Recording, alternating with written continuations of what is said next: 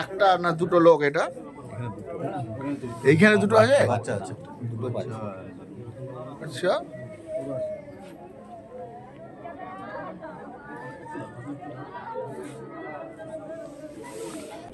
গনপুর অঞ্চলের এটা হচ্ছে ম্যানেজার।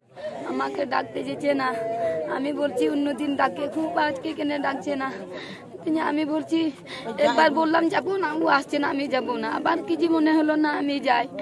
তার লেগে আমি চলে এলাম। চুলা চড়াইতে আমি দুয়ার তো খোলাই ছিল, দুয়ারে দেখলাম তো খাটের নিচে রক্ত।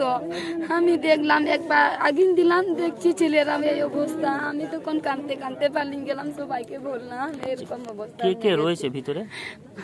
ওই দুটো, ওর বিটি বেটা আর ওর মা, আর কেউ না। কি নাম মায়ের? লক্ষ্মী। লক্ষ্মী। আর যে বিটিটার নাম রূপালী। আর পুরা গিদ্রা চেতা অভিজিৎ। বেটা তো মা এবং এক ছেলে এক মেয়ে। হ্যাঁ। আচ্ছা, আর কে কে থাকতো এই বাড়িতে? এখানে আর কেউ থাকতো না। কখন দেখলেন আপনি? এই সকালবেলা এই মুনিশ যখন বেরোয় তখন, তাছাড়া কেউ দেখতো না, এদিকে কেউ দেখতো না। মাকে ভগবান পাঠিয়ে দিলে বলে সবাই জানতো না। কে যাবার বলে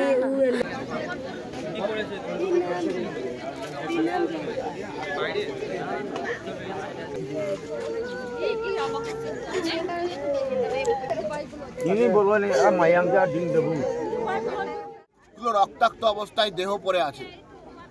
আমরা এতদিন পর্যন্ত জানতাম যে পশ্চিম বাংলায় মা বোনেরা সুরক্ষিত নয়, কিন্তু অত্যন্ত দুর্ভাগ্যের বিষয়, আমি হতচকিত, অবাক আমি যে এখানে একটা শিশুও নিরাপত্তা নাই। পশ্চিম বাংলা আর এই বীরভূম জেলা আজকে দুষ্কৃতীদের স্বর্গরাজ্য হয়েছে। এরা শিশুদেরকেও মারতে পর্যন্ত এদের বুক কাঁপে না, হৃদয় কাঁপে না।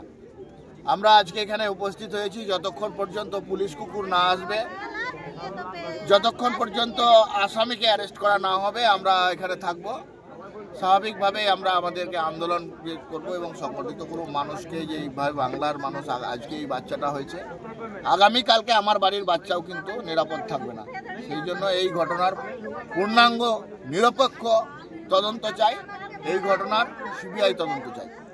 নৃশংসভাবে অকল্পনীয়, অবর্ণনীয়, এ বর্ণনার কোনো ভাষা নাই। এরা অত্যন্ত দুঃখজনক, মর্মান্তিক ঘটনা, লজ্জাজনক ঘটনা।